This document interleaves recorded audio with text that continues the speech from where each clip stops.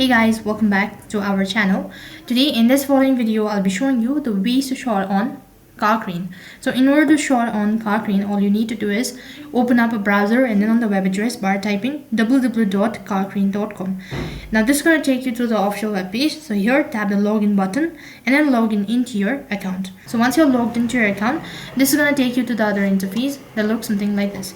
Now once you're taken to the home page, or once you are verified, you need to transfer USD or cryptos to your funds account. In the dashboard, go to the funding and proceed with the desired options. When the funds arrive, you go to the trade tab on your dashboard and click on the Kraken Pro option. Click on the market tab in the top left corner and select one of the following trade pair. Either it could be BTC or USD or BCH or USD, whatever. Select it accordingly. After that, on the left, you'll see the trading section. Here you need to specify this type of orders, so go with the limit order to enter the position at a specific price. Next, you'll be promoted to set the leverage. So after that, you need to select how many units of desired asset you want to sell and at what price you want to enter the position.